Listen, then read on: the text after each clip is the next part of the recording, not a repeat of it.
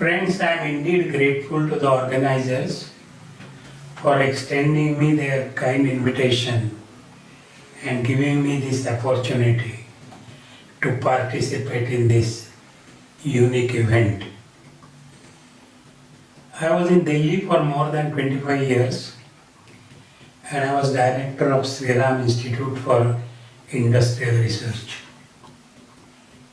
Sri Ram Institute for Industrial Research is the only research institute in India or in total developing world which is a totally self-supporting non-profit contract research institute. Sri Ram Institute never accepted the grant in aid from any source, either from the government agencies or from the private companies. Sri Ram Institute developed products and processes, filed patents, licensed the patents, and earned their livelihood.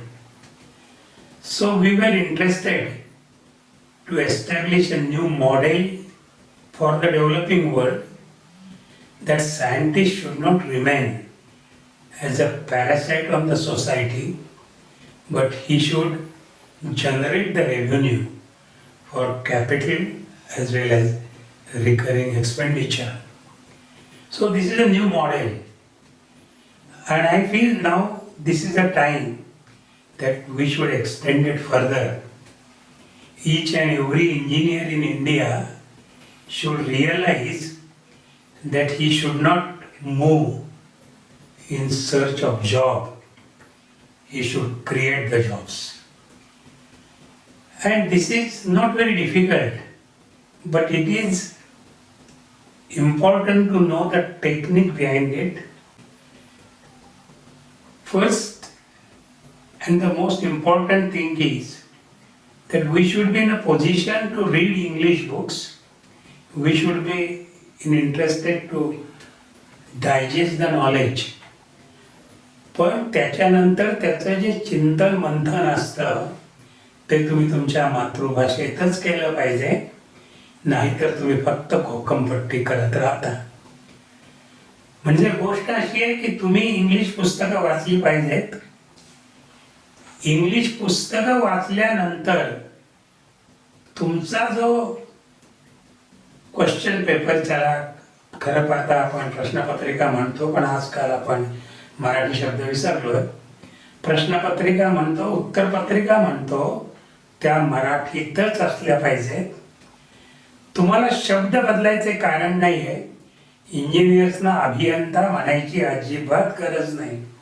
जगभर engineer हा शब्द समजतो, परंतु तुम्ही मिळवलेलं ज्ञान, त्याचं चिंतन मंथन तुम्ही तुमच्या मनात करता, त्यामुळे तुम्ही नेहमी ताजेतवाने राहता.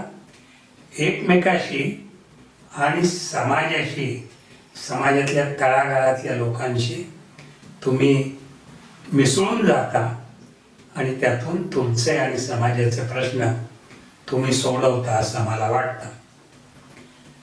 आणि हे वाटण्यासाठी मला एक करायचं आहे की आजच्या तुमच्या इंग्रजीत शिकण्याच्या पद्धतीमुळे एक झालंय की तुम्ही ज्ञान मिळवता आणि ते घोटवता. घोटवता म्हणजे तुम्ही ते पुन्हा पुन्हा मनात फक्त बसवता. तुम्ही त्याच्यावर चिंतन मंथन करत नाही, आणि ते तुम्ही करत नाही याचा अर्थ असा की तुम्ही प्रश्नांना उत्तर विचारता, तुम्ही उत्तरांना प्रश्न विचारत नाही. आणि हे फार भयावह परिस्थितीत होत आहे. अगदी सोपा प्रश्न आहे जो मी पहिल्यांदा विचारणार आहे. मी तुम्हाला जर विचारलं की आग लागली तर तुम्ही काय कराल, तर तुम्ही सगळेजण एका आवाजात सांगाल की आगीवर पाणी मारू. तुम्ही प्रश्नाला उत्तर विचारलंय, उत्तरांना प्रश्न विचारलेले नाही. ते आपण आता विचारायचे. मला तुमच्याकडून आता या साध्या प्रश्नाचं उत्तर पाहिजे की पाण्यामुळे आग का विझते. प्रत्येकाने आपल्या मनातल्या गोष्टी सांगाव्यात. नाहीतर आपण या साध्या गोष्टीचा विचारच केला नाही आणि आपण आंधळेपणाने हे स्वीकारतोय. खेड्यातला एखादा माणूस जसा सांगतो की पाणी मारा, किंवा एखादा आदिवासी सांगेल आग लागली तर बोंब मारा. बोंब मारा म्हणजे बोंब का मारतो हे त्याला माहित आहे. त्याला माहिती आहे बोंब मारला की बाकीचे लोक धावत येतील.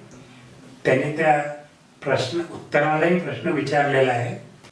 परंतु एखादा माणूस कल्पवृक्षाच्या झाडाखाली बसलेला असावा. जगाच्या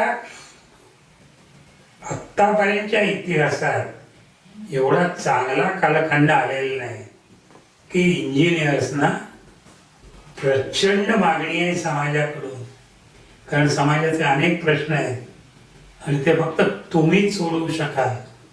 तुमचं ज्ञान कसं वापरायचं हे जर तुमच्या एकदा लक्षात आलं तर, हे जर तुम्ही वापरायला लागलात तर ते फार सोपं असतं. आणि हे करत मनुष्य पुढे यायला हे लक्षात घ्या. आता तुम्ही इंजिनियर आहात, तुम्ही स्वयंरोजगारी व्हावं असं मला वाटतं. तुम्ही कल्पवृक्षाखाली बसला याची तुम्हाला कल्पना नाही.